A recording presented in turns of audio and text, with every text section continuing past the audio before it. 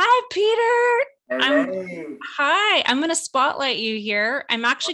I'm going to stop sharing this and I want to just get right into talking to you actually. I know I told you it was the wrong time, but I'm going to stop sharing my screen. This is Peter Twist. Anybody that's been in PT or rehab in the past, I was trying to figure out how long it's been since I first spoke to you, and it was 20 years. Oh Um, yeah, yeah, easily. I would probably like when you think of it, I'd say, oh yeah, that was 9 or 10. But I think you're correct, and it's great to see you today. I appreciate joining you. Oh, I just love talking to you. I have so many pages of notes to get to, so that's why I kind of stopped my ankle talk. I'm like, we'll get to that later because All I don't right. want to run out of time. So, typically, people that are joining, we have 26 people that are here. We do these webinars with Dr. McMakin, and we talk about microcurrent, and she's Yes. off lecturing and doing all the wonderful things that she does. But part of what I've brought to the table with FSM is a lot of assessment, a lot of treatment, and a lot of exercise rehabilitation to help people once they've gotten out of pain, once they've rehabilitated from wherever they've need to get them moving. My mantra ever since I got into this business 20 years ago was to get people moving better. And I think that's probably been, when I think about you and all the courses that you've taught and all the people that you've helped, that's been kind of what you've been doing as well. Correct me if I'm wrong, but Yeah, no, that's absolutely. Well, way back when we said train movement, not muscle, even if we're putting 20 pounds of muscle on an athlete. And, there's the classic Nike original slogan, just do it. And I think we'd all agree today, based on society and inactivity and worsening levels of health and fitness and mental well-being and cancer and heart disease, everything that anything that gets someone moving is a good thing. My heart says that, but my brain says, more in line with what you said, no, don't just do it, because we know someone moving who hasn't been injured yet, well, they can have five outcomes. One is no outcome. One is acute pain, injury, and one is dysfunction. And they might get a little bit of results. They might get exceptional results. So it's really how you move, the quality of your movement, and leveraging the human system with how the body and brain best expresses movement skill. Then you're set up for life. This is our human vehicle. So I the love that. quality of movement, the thinking of our most important skill to do. So right in parallel with you from day one. You were so far ahead of your time. Um, I and I don't think we realized how far ahead of your time you actually were until I looked back at. So it's funny, I know this is a podcast, but we also have YouTube video, and so I try to always like verbally explain things. um but this is one of my favorite manuals. This is my Twist Accelerate Sport Performance Certification Manual. Wow.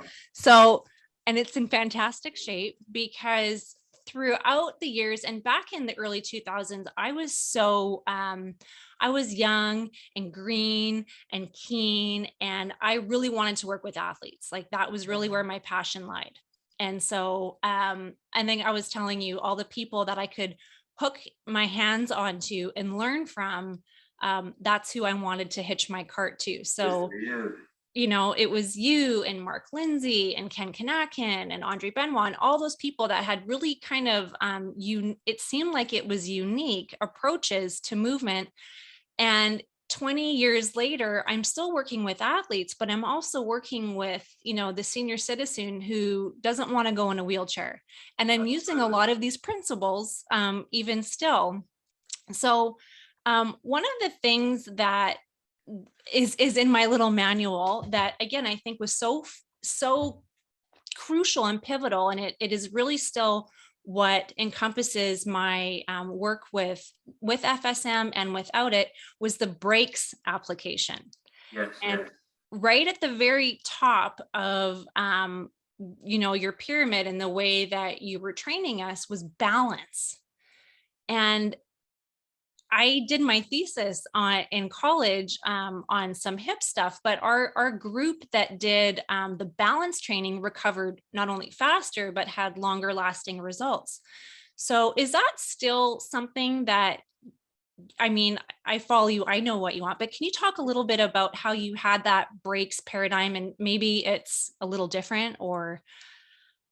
Yeah, no, absolutely. And it's that's a through line. That's been a through line. Of course, the methodology evolves, and it's so great when, I like to say nothing happens in the body alone, and this is our human system. And so we kind of learn more integrated sciences, and it's fun to try and reverse engineer from how all the sciences together talk together during movement or different physical demands. Such forth that all of 100% of training with a healthy client that I advise is to keep them in a cognitive state, meaning the brain's always solving the puzzle to figure out the exercise every inch. Training isn't about doing 100 reps, it's about finding how to make doing few reps difficult.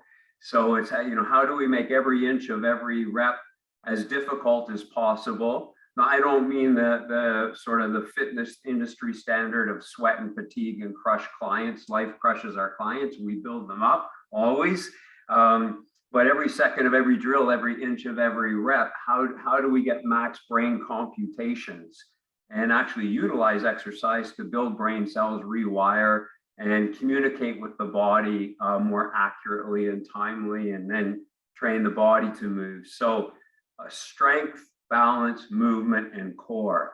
Those I believe are the four pillar attributes of all expressions of human movement when we're up on our feet and when we're on Earth inside gravity.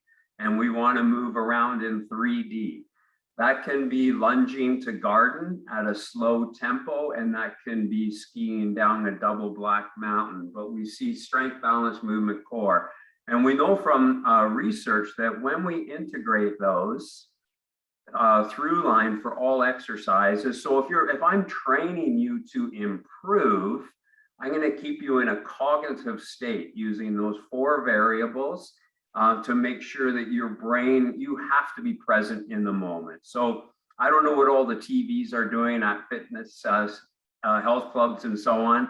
That's saying like I dislike this activity so much I need to dissociate from it. Right. And my brain's not even present, listening and feeling how I'm moving. So that's to improve you. We can get max muscle, fascia, brain, and skill adaptations. But now it's time to perform. Maybe you're in competition. Now we want it to be autonomic and something you don't have to think about in the most efficient way. And that might be something as simple as using, our arms as levers. And when we're in a training cognitively to improve, I'm using long hand pathways with loaded at slow tempo away from the body. But now I want to perform. I'm going to keep a short lever at a higher tempo so that I use a skill that I have to express the best output. So two totally different situations. But yes, strength, balance, movement, core, those are four attributes that we aim to build. They're present in every rep of every movement. Interestingly, especially with balance, and we know as strength, each provides an overload variable for the other three. So at any time in an exercise, yes, we're building all four, but we might say in this exercise, now we're going to utilize balance in a different way so that we can build more strength, reactive strength, etc. Or we're going to use more neurally complex movement to tie the other three in together. So we have more core, more muscle activation. So they're both an attribute and an overload variable when we want them to be. My brain is already, I feel like I have to stand up and like make some room out.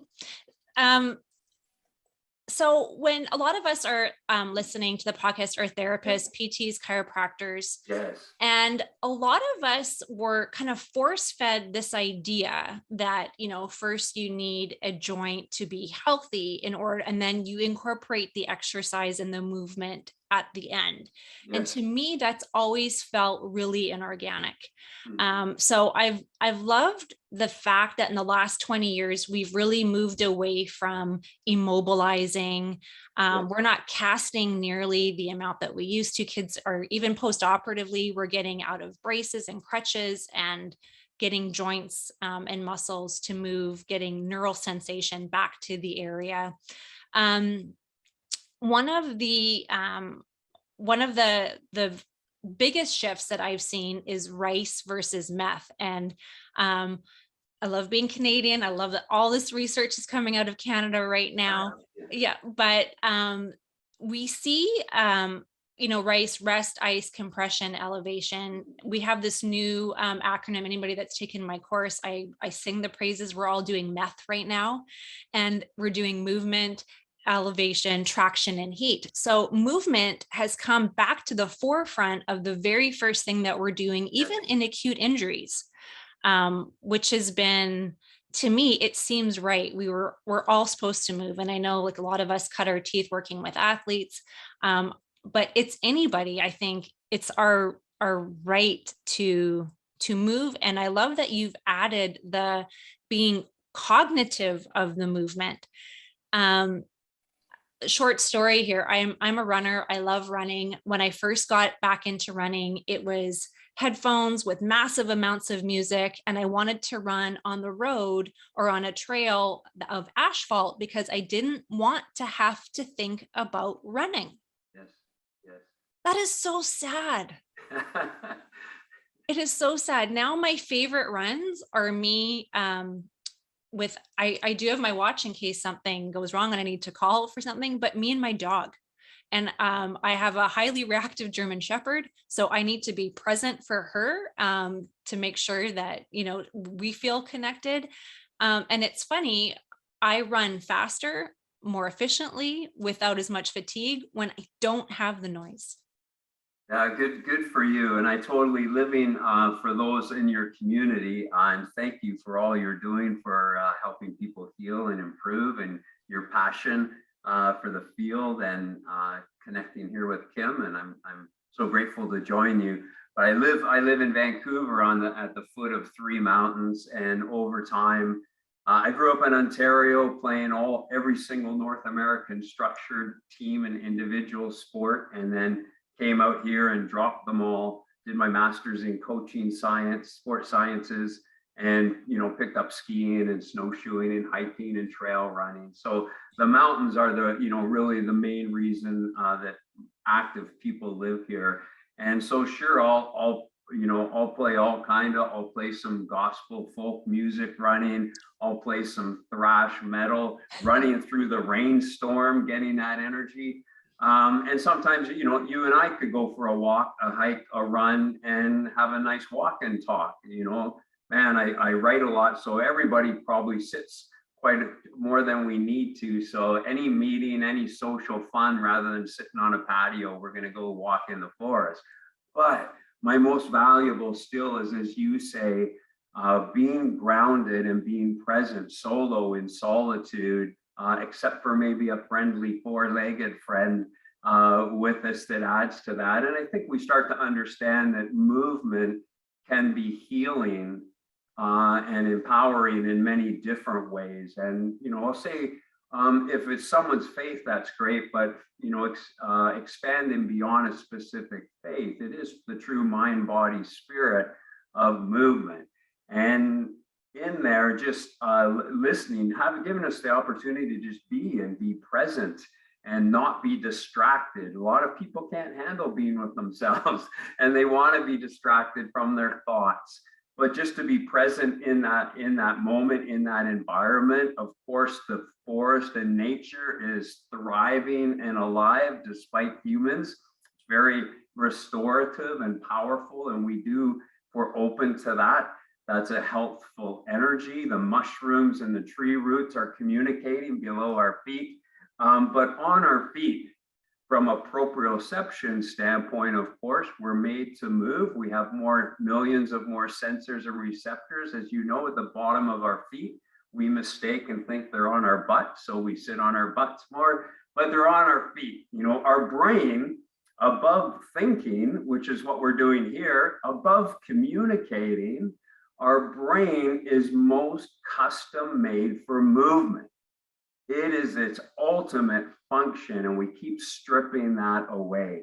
So movement is the key. And one of the keys for movement, when you do circling back, I'm great at integrating 4 or 5 stories, but always circling back to the original point, which was you in the forest or out running, getting off pavement, undulated trails where you need to think, cognitively be present, but taking away your music some of the time. Right. Because I think that's one of the keys to dynamic movement is just listening.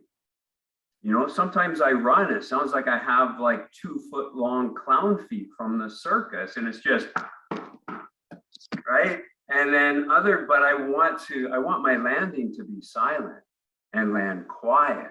You know, so with our athletes in our training centers, that's the time we turn off the music and we're just going to listen and have each individual listen, so we can really learn load management, not from a volume management standpoint, but from loading our body mass and maybe a weight that we're using into the body, our body mass into the ground. Is it quiet? Do we have full force absorption with our muscle and our fascia and so on? So getting the music off and listening, I think, is one of our top teachers for ourselves. One of my favorite, you had so many tools and gadgets. I'm thinking back to this one Twist Accelerate course back in 2000. There was wobble boards, and I remember this course clearly because I was the only female in the group. And, you know, back in 2000, going into, you know, these training programs, there's a lot of alpha male. Very sport oriented at that time, right? That was the initial. Those accelerate and then accelerate graduated quickly into athletic strength, sport balance, and then also an integrated movement course. Those were modernizing sport performance, but also introducing functional training to the world. There was other people doing bits of functional training, but that name wasn't bantered around by anyone. And these happen to be the first certification courses, the first opportunity for people to learn that methodology and training paradigm, training style. But it was the athletic oriented people that kind of resonated with it first. And so I imagine that it was quite male dominant from that coaching world. So good for you being in there and leading the way, I'm sure. Well, you know, we tried. I think it's like anything. Once you feel something so deeply connected in your heart and soul that this is going to make a difference with not just the athletes, but the senior citizen, like I said, that's doing whatever they can do to not go into a walker or not go into a wheelchair, for the stroke patient that's recovering. I think it's really important, and you've always done such a great job of how we're speaking to our clients and to our patients, and you're doing such a phenomenal job. You know, I'll put all of Peter's Instagram stuff, but if you follow his Instagram, it's so positive. And I think the way that we speak to patients, and especially in this phase of when they're learning how to put their feet underneath them again and how to stand properly, that it's empowering and it's positive. Do you have any ways that you speak to your clients to keep things on the positive, especially for those people who are in pain or going through that return to play where there's so much anxiety of, are they going to come back? Are they ever going to be able to do this again? Yeah, absolutely. And it's interesting you bring that up, and I thank you for doing it, because in the new certification courses, I have a learning pathway plan with 4 specialty areas, 4 courses in each, 20 books, 20 certification courses. So we'll have our 3rd launch by the end of July. Okay. I'll have the 20th done before I'm 150 years old. But every doesn't matter the specific topic. Of course, there is rehabilitation and sports medicine. There's mental well-being. There's youth physical literacy, but a lot on brain training and sport performance, functional training. every course has a chapter on what I call positive coaching. And you know, there's certainly times I have athletes and clients, they really do need a bit of a kick in the butt. They need to be challenged. But there's certain quiet voices and respectful ways that really leave a strong impression with them. And that comes with a bit of coaching experience. But you know what, I like to assure clients, to direct to your question on positive coaching, which is the coaching version of positive psychology and neuroscience and how our brain best adapts. And, you know, and the social emotional acumen from a leadership with connecting with folks, having them trust you in that rehab, recover and perform the three pillars you're on. From the rehab standpoint, wow, is that trust, you know, ever important? So I make sure they know, number one, that I have their back. Anything we do is to help them improve. They can trust that 100%. I reassure them they're right on time, you know, and even if it's been an arduous journey and they might have failed or had people fail them, or just not narrowed to the right solution yet by the time they get to you, Kim. This is their journey. This is each of our journeys. We're all right on time. Each of us is like in our life, like I live my life trying to be more present and trying to leave each moment and the people in it better than when I showed up to them. Mm-hmm. That's my number one goal. You know, leave each person and each moment, even those micro moments, like buying a coffee at a coffee shop. Am I exiting, am I leaving that moment and the people in it better than when I showed up? And, you know, sometimes I fail, lots of times I'm aware and I do that pretty good. And then people reciprocate. And so it's the client's understanding it's a reciprocal relationship. So how they respond is kind of how I coach them. But I assure us we're all, I'm in the front row of a movie theater right now. I'm in the front seat. This is my life. I'm soaking it up. We're each doing that, you know. So there's some things in my past I wish went differently. There's some things current I wish I was further ahead. But in truth, I'm right on time because this is my journey. This is my life. And we just, you know, to have that mindset, get them to feel great. This is their moment. They're right on time. The most powerful thing, though, is which comes easily through exercise with healthy clients, and especially that strength, balance, movement core, which is to make every inch of every rep difficult. So people are failing. One of the most powerful things of exercise. We fail, then we learn how to do it. We fail, we adapt, we improve. We fail, we get better physical and neural attributes and can do it. So we get, sounds like something you'd say at an elementary school, but I would say it to a 30-year-old pro athlete. You get that I can do it attitude. And that's transferable to everything in life, right? You know, we know two people will start something, they're both going to fail. One of them quits because it's confirmation they can't, and the other one understands it's failure is part of long-term success and learning and growth. So I get them into that I can do it attitude, and then I give them some things, and if they are injured, I give them some safe challenges that I know they're not going to be able to do, that are purposeful, so they are gaining benefits that they need from it. They're going to fail, that I know I can quickly achieve, that they can graduate through. I want them to trust they're going to get better. They're going to get better. Their injured area and how that integrates with the body may have some time to go, and we need nature along the way too. But there's other ways I can get them into that cycle. That's number one. And yeah, and then just, you know, really things that should be across society as no-brainers, basic threshold things. Be positive, respectful, kind, gracious, you know, bring good energy, those type of things. How I believe everybody in society should be treating everybody. Yes. So that's part of positive coaching, I think. Yeah. I think, there's so many things to unpack with what you said.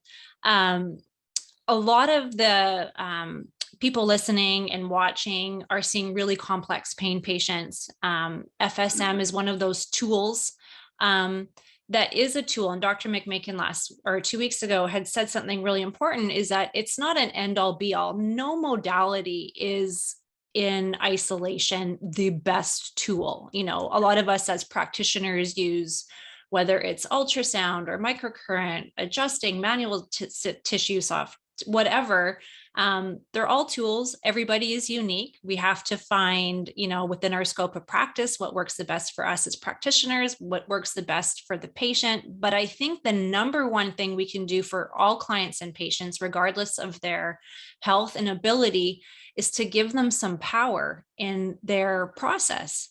And exercise and movement is, to me, it has been the most influential, powerful tool to give them control over a situation that they've probably not had control over ever. You know, whether it's somebody who's had a chronic illness, or an athlete that was taken out during a playoff game and is potentially about to lose their career.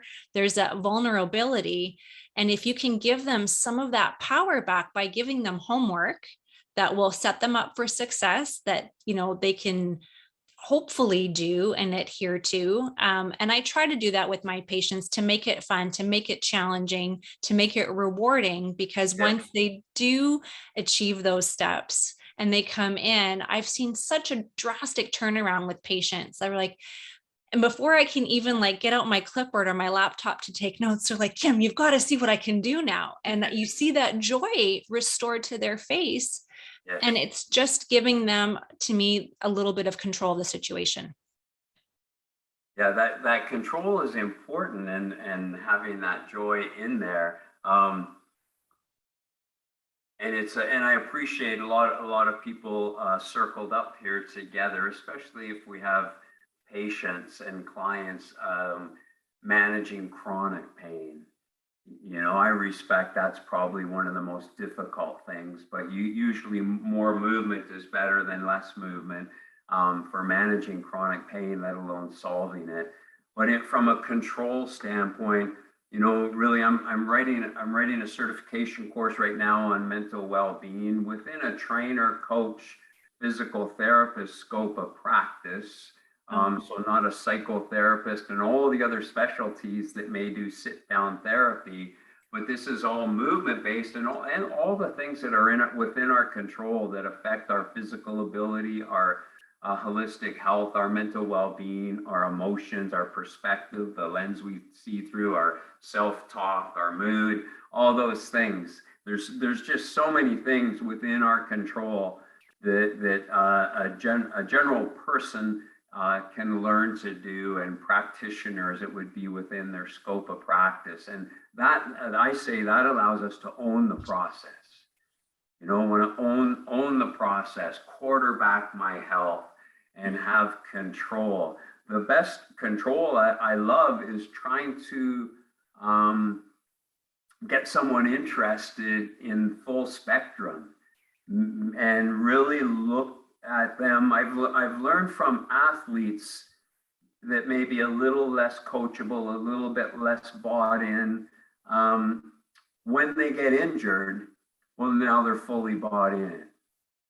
And they'll start to learn or listen to their body a little bit more. But the key is, whatever my ability and physical function and so on is here, as you know, when we have an injury, well, we step back. You know, now this is my starting line because I'm already here. Am I going to get better, worse, or stay the same? Oh, now I'm injured and I can do less as well, and that exacerbates it. Now I'm down here, and it's like I got to put all this time in as an athlete to heal and rehab and recover just to get back to where I used to be. So from a prevention standpoint, although this is valuable, it's not allowing me to experience this better or move ahead or move up. So I'm really aware, you know, I jump down mountain walls, skiing double blacks a day before I'm supposed to go move around speaking somewhere. So I'll take risks, but there are things that I believe I have enough control. And, you know, I want to be able to keep moving up, but I'm really aware of, I'm not willing to do things where I'm going to get injured, where that risk increases beyond what my threshold is, because I really don't want to be here, although I really value the folks doing that. And I've had a couple of health wrinkles that I had to iron out. And from that, I adopted a survive to thrive. So get this is on the control. And if our patients that'll buy into this, I know we might have motor vehicle accidents and people that are, you know, getting some type of compensation and they don't want to go back to work and they're just trying to milk being here as long as possible.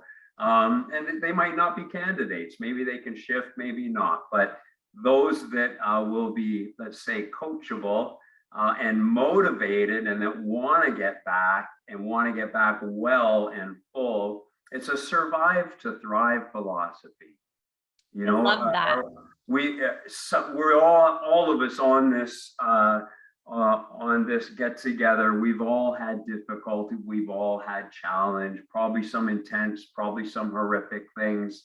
And we've had loss, we've had trauma, you know, we've had failures, we've had things imposed on us, we've made mistakes, all of us. And so, you know, the key is, are we a survivor? Well, that's something to be quietly proud of, for sure. You know, but do we define ourselves that way, or are we a thriver? Are we going to move to thrive? So I know when my clients and athletes, if they're willing and they're here, and then something happens, their health or injury, and now they're here, well, they're going to do things with everyone's leadership on this call to get back. And although the protocol and methodology and program may change, they're doing things that step them back to return. And if they just keep doing good things, they do this. So when you're down here is a lot better opportunity to springboard to here than it is when you're already here, if that makes sense. That's a very interesting, yes. You just have to be willing to keep going. You're already in the groove. You've got rhythm, you got momentum. You're doing good stuff that advantages you to get back to here. Just keep doing it. Just keep doing some of that. So this is the control. It's a great opportunity to change someone's trajectory and then coach them to keep going. I think that's a really important concept to remember for the therapists and the doctors and everybody who's listening here as a care provider. I mean, I'm at the point in my career where I won't take people after the first appointment that I have that won't adhere to some sort of responsibility or change at home. It would weigh too heavily on me when people wouldn't get better. And I would rack my brain thinking, why are they not improving? Why do they still have pain? And they wouldn't make any changes. So they were trying to dump all the control and power onto my lap. And that's just not the way it works. We had a chat a few months ago about, do we call patients or do we call them clients? And there was an interesting psychologist that said the word patient typically denotes they have no control. There is a team of doctors giving them treatment and therapy, and they are at their mercy. But when you use the word client, it seems to be more of a symbiotic relationship. So whoever comes in to see me, I try to ask them one of the first questions, even before I delve too far into their history, especially for the chronic complicated pain patients, is, what do you hope to gain from seeing me? And they're like, but I have all this pain, but I have this. I'm like, oh, I know that, but how do you think I can help you? And if their answers is they just want to come in and lay on a table for an hour twice a week, I'm not your girl. You know, we have to work together. So, you know, and I think with those of us working with athletes, you do have that compliance, you do have that motivation. I think that's why I loved working with them so early on in my career, is because, they checked so many boxes. They were healthy. They had a good diet. They typically were sleeping. They would listen to me. And then I see more chronic pain patients, and I'm dealing with the fact that they sit down for 12 hours a day. They don't have any exercise. They don't drink water. They have a terrible diet. They have high stress, and they're unwilling to make all those other changes. And to talk a little bit about, the word recovery has been such a hot word in the past, 5 years, how people are recovering, whether it's athletic recovery or what are some of your favorite recovery things? I mean, not just be hydrated and get a good sleep. Do you have any supplements or vitamins that you typically are liking these days? Is there, aside from like mindful meditation, like anything like that you can throw at us, please help. Yeah, from a supplement standpoint, and right or wrong, I eat I eat a lot of, when I eat food, I'm eating superfood, super nutrient dense, and then there's a percentage of that I just don't care. But I don't eat much food, sort of middle class food, let's call it. I'm either eating Haagen-Dazs because it's ice cream and it's great ice cream. It's a high quality, crappy food, let's call it, the best of the worst. Or I'm putting 20 vegetables and, omega-3 and collagen and carrot and beet juice into a Vitamix. From a supplementation standpoint, I focus a lot, maybe my personal journey, and maybe from just listening to the world and news and politics and social media. I focus a lot on sort of a brain matrix group of supplements for brain health and cognition, with aging, with past. I've had about 10 concussions in my past, which everyone has already figured out. And I've had some radiation to my brain, and things like that I had to iron out. And with aging and toxic world and so on. So I'm really focused on not only brain health, but this impacts our social emotional skills as well. How we, as I say, how we show up for folks, joint health. And the sort of the sub ingredients leading to NAC, which affects my whole system and my resiliency and my restorative capabilities, immune system, and so on. But I have a full spectrum group of supplementation that I take.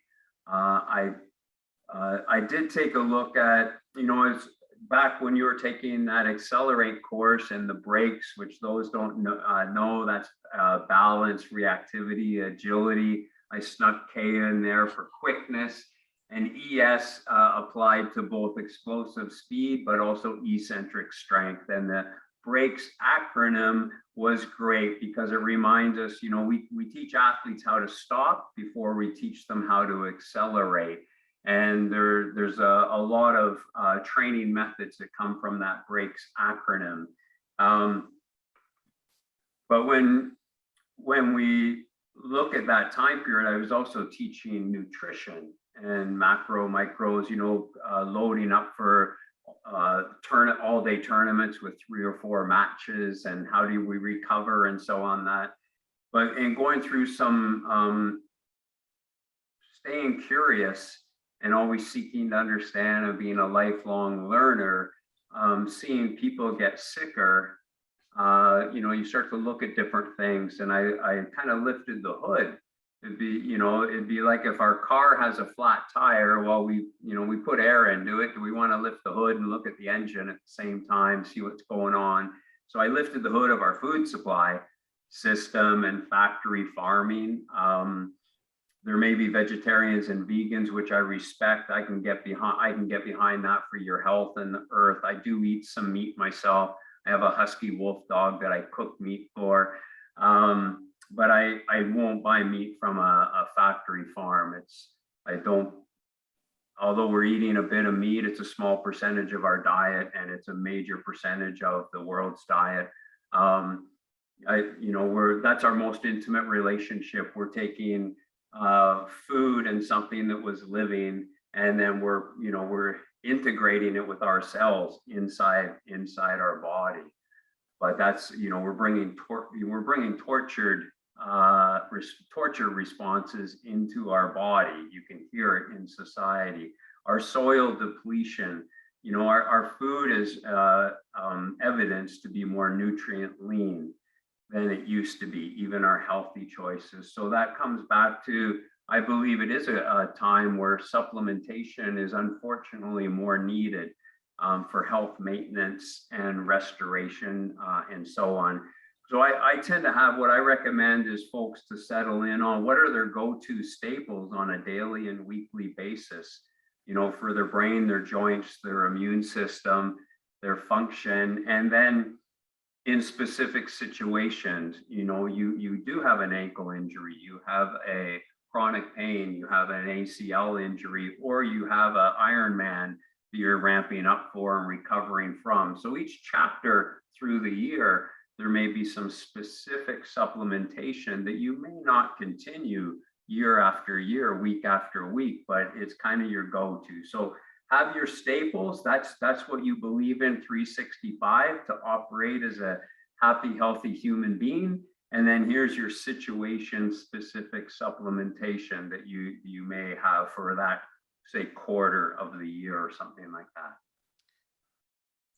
That's fantastic advice. And I think you talked about something so important is, I think so many of us want that formula. We want that diet. We want that eating plan. We want that pill. We want that something that's going to make us feel better. And we're throwing so much information at our bodies instead of stopping and listening to our bodies.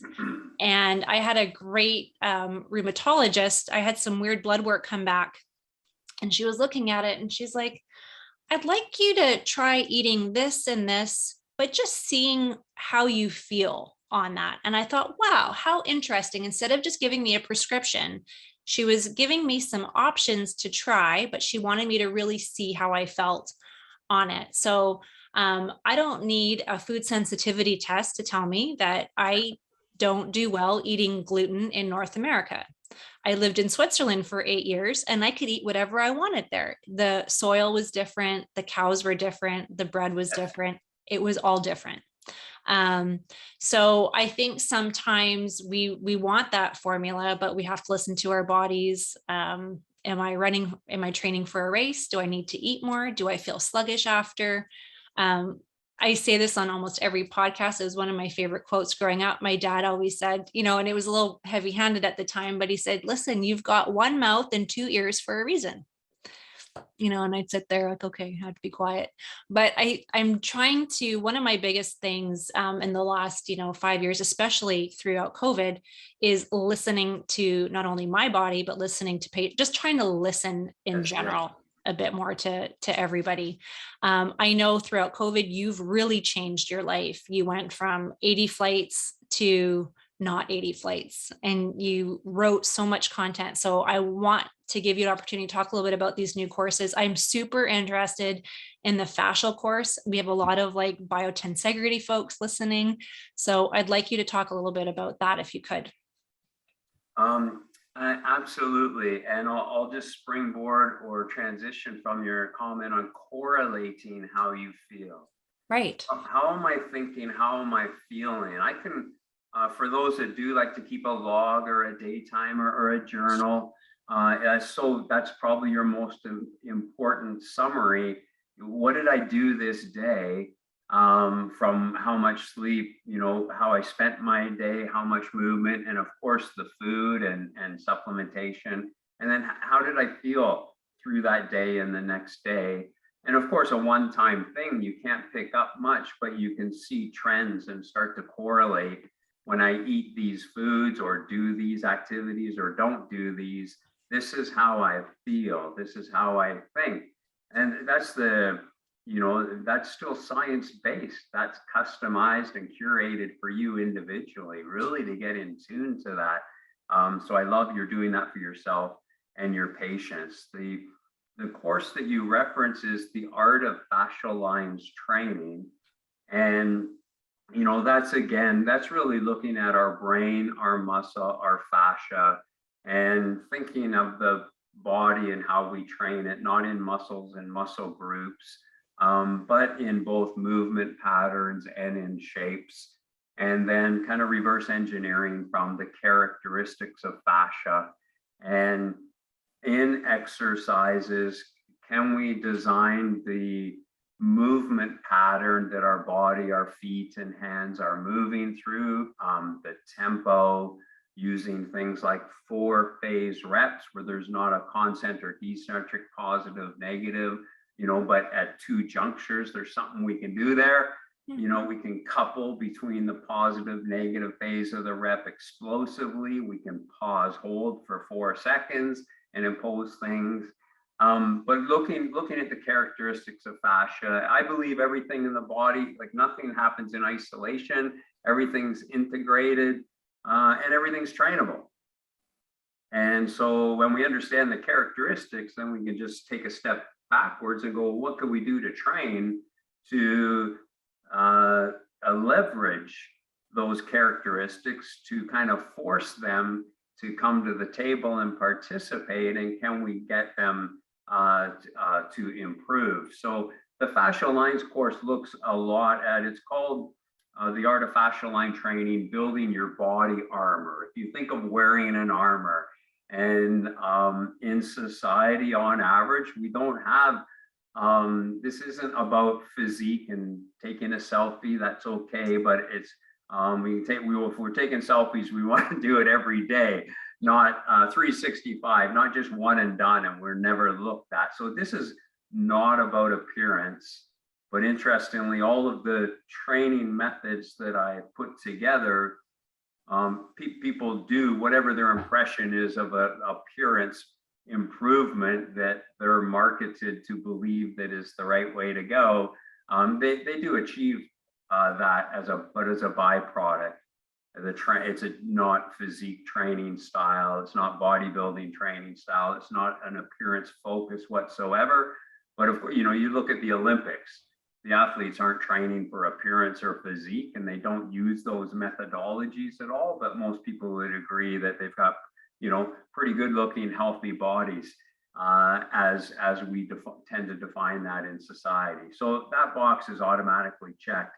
But we're looking at, from an ability standpoint, it's looking at really 3D strength and mobility fused together. It's almost like if you took Tai Chi and sport performance and yoga in motion and bodybuilding and mesh them all together, is a little bit of the experience. But in the exercises, Kim, I've looked at how can I safely set up body positions and movement patterns, and what direction the loading comes in, so that the muscles in a traditional way can't get it done on their own. Person isn't set up or exposed for injury, but the characteristics of fascia, be it force transmission or absorption or tensegrity or communication, does need to join this exercise party a lot more. And so we can call on that. And we know when we have more communication in the body, we have more, usually more stability and reactivity and muscle activation. So that it's tied into that. Yeah, I hope that gives it a little bit of a look. I love that. And, you know, one of my questions I was going to ask you, like, what is the biggest shift you've seen in the last decade or two with the way we're thinking about the body? You know, one of my teenagers saying, why are you even studying this anymore? It's the body. The body doesn't change. I'm like, well, you're right. You know, it has all the same contents 20 years ago as it does now, but we are thinking about movement differently. And I remember one of my professors in college, she wouldn't even want to use the word isotonic. She's like, there's always movement. Muscles never work in isolation. One muscle can never just move without an effect of another muscle, right? One muscle contracts, one muscle has to elongate. That's just factual, but I think fascia has really come up on everybody's radar in the last little while, and its importance with everything from strength to just the fact that it's innervated.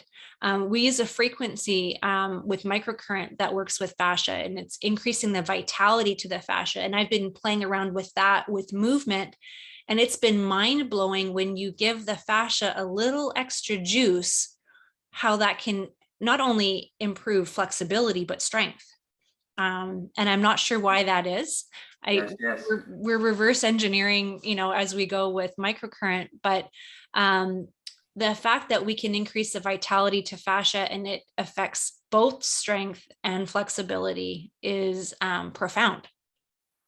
Yeah, excellent. No, I can hear your passion for that in there too, and it is it's a progression forward. I think, gosh, when I think I'll make 2 points. Number one, and it's a wording that I want to avoid because I don't want it to be misleading. But there's no better way, no layman's terms, better way to express it. But I think training our fascia is like a fountain of youth from a movement capability standpoint, especially as we age, and finding ways to build better strength and balance on our feet in motion to live a healthy, active life, doing things we love that we can say, yes, I'll go do that versus no, thank you, I can't. It's our fascial system. And that's our armor where we know our fascial system weaves and integrates and webs through multiple muscle groups across multiple joints. So without imposing, maybe 20 years ago, I wanted to lift an 80-pound dumbbell. Maybe today, maybe I can do 100. If you want to do that, there's ways to still do that. But maybe for different reasons, I'm going to pick up a 25-pound dumbbell. Well, how do I still build strength and create new brain cells and muscle hypertrophy and link my body together with that much lighter load? Well, that's considering our fascial system. But really, how do I don't care what I can do in the weight room or the clinic or anywhere. It's like, how can I express the results of that out in life or sport or playing with my kids or doing anything, right? So kind of a guideline I go to when I studied kinesiology and then coaching science, my very first cadaver study in anatomy class I looked at with the muscle groups and joints we were looking at. The anatomy professor at university literally tried to remove the fascia as something that was just kind of in the way so we could get in and study muscles. And I know since that time, there's been all kinds of great work on healing and restoration and recovery with focus on your fascial system, your fascial lines, not a lot on performance and function and ability as well. And so when we can consider that, when I first started to look at that, there was one fact. It's I'm sort of Captain Obvious. Something stands out that's amazing about the human body, and it's like, maybe we should get curious about that. There must be more to that because there's no function or component of the body that's there just willy-nilly for no reason. Everything has a purpose. So when I knew that, okay, from balance and strength and movement, that our muscle and brain communicates and exchanges with our sensors, receptors, picks up information. We send it through an afferent pathway to the brain, and for some parts, just to the to the spine and back, a shorter neural loop. But there's an afferent pathway of information coming to our brain, and then an efferent pathway for a motor response sent to our muscles. That's around 170 miles per hour, sharing information. But our fascial system does similar from information it's communicating at 700 miles per hour. Wow. So I just needed to hear 700 miles per hour, and that it's communicating and sharing information from the muscles, from our feet to our fingertips to our brain, and all what the heck is happening in our environment, all of our body parts, 700 miles per hour. Well, I like to say that's not rocket science to think that that must be important. Yeah. If it wasn't necessary and didn't play a role that can help us, it wouldn't exist. Correct. And if it was just kind of important, you know, maybe it communicates at 5 miles per hour. 700 miles per hour sounds like it's a sense of urgency, like this is of highest importance. Yes. And then so I started to work backwards from there. And why does that happen? How does that happen? And then are there ways to leverage that and have that active in that way, impose demands it must respond to?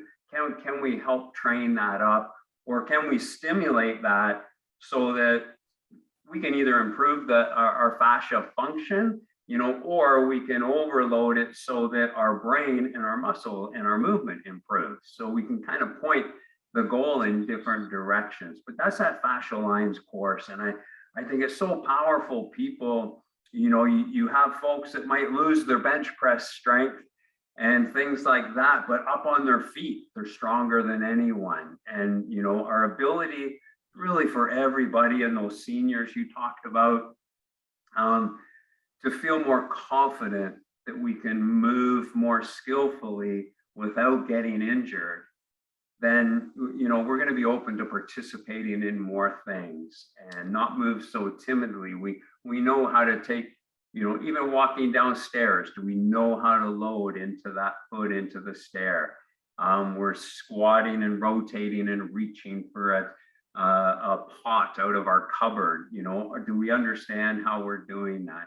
Every micro moment is either improper or less than optimal for our body, or, you know, it's something in our body, it's the right pattern, the right muscle sequence, etc., that our body loves to sequential fire through, etc. So a lot of our micro, you know, I'm not like geeking out on this. It's like I'm always into working out. I just want to do what's kind on my body and helps it improve. So how do I vacuum? How do I sweep a floor? Well, I'm stepping and moving and rotating in ways that are, for now, that I believe are optimal for my human system and what my anatomy is made to do. And it's those micro. I think those add up. Does that mean 20 years, you know? So many of my buddies, strength and conditioning coaches and therapists and trainers, well, my age, they've got knee replacements, hip replacements, and, you know, so things aggregate over time. Yes. And is it kind on our body and improving us, or, you know, is it contra to that? And just in a tiny way, we can't notice today, but it's wearing down our body.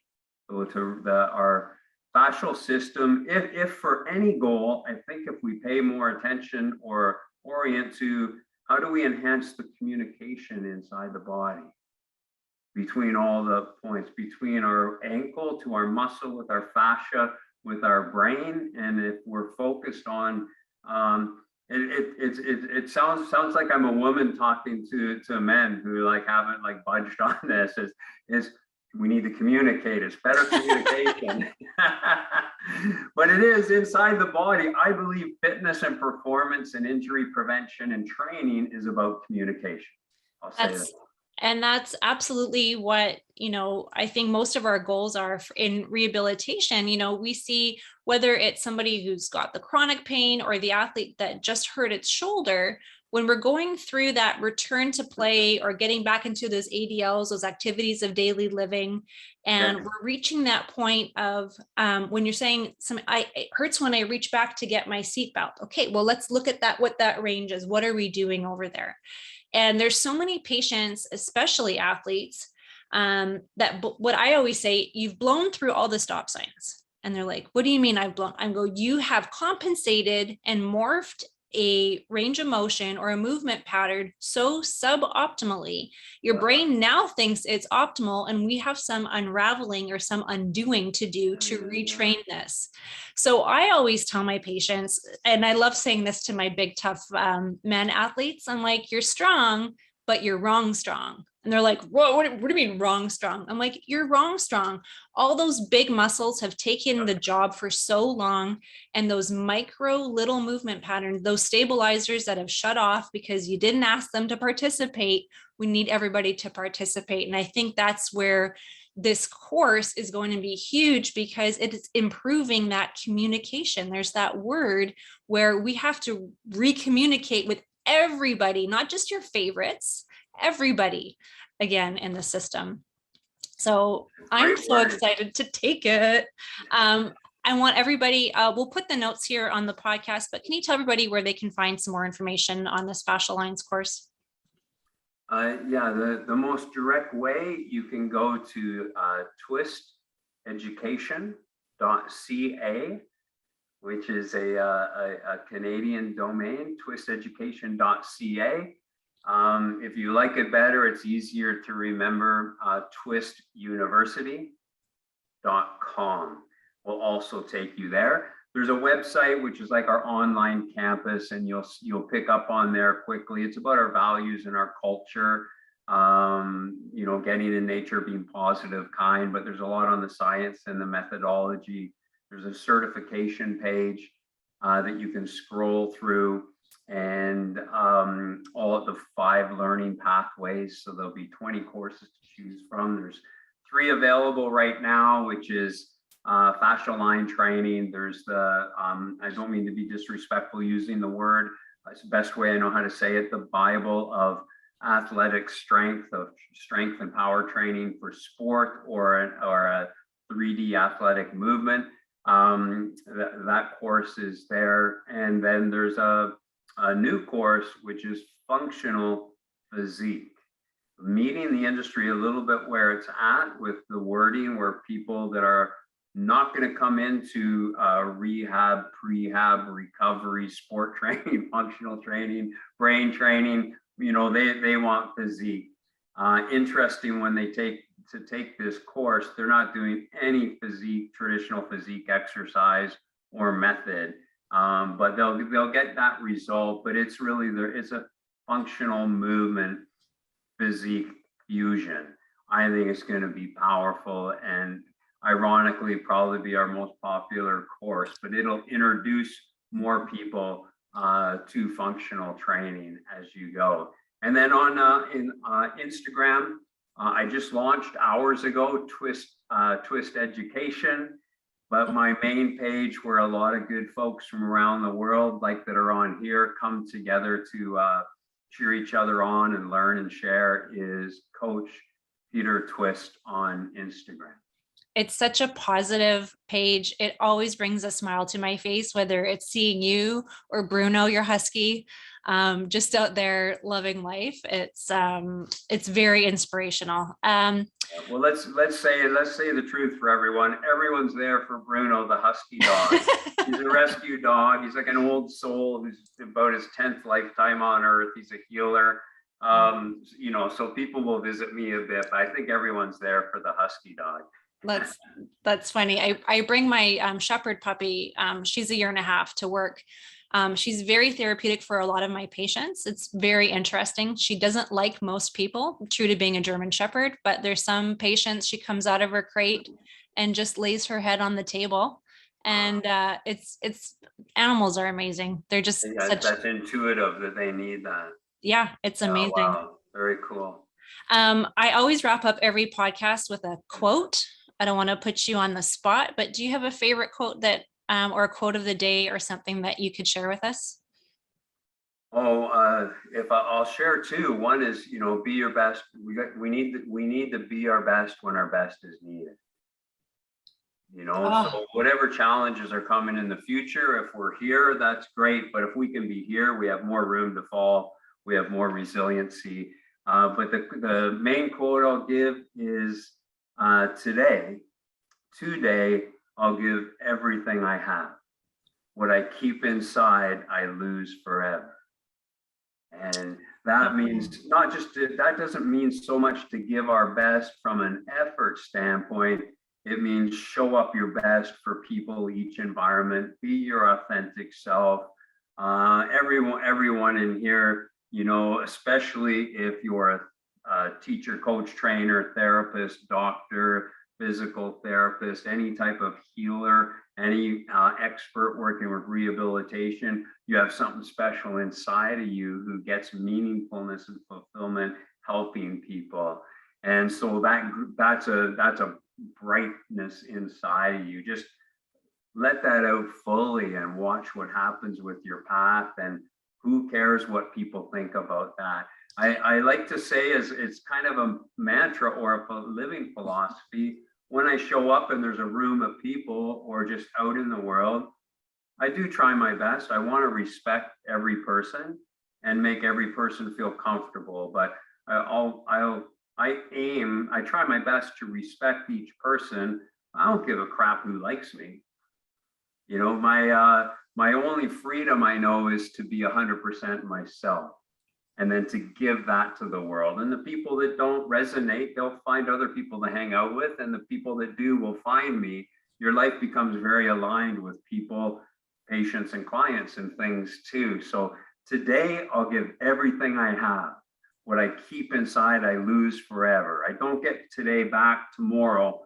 But it's like, I only gave 50%. I'm going to draw that tomorrow. That's opportunity lost. So give everything.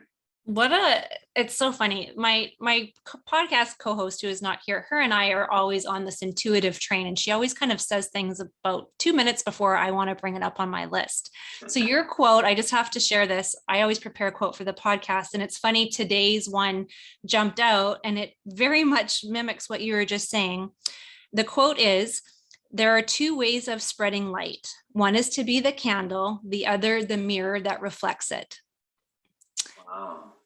And I just love connecting with you again after all these years. You are not only an amazing educator, but human being. You're doing so many good things.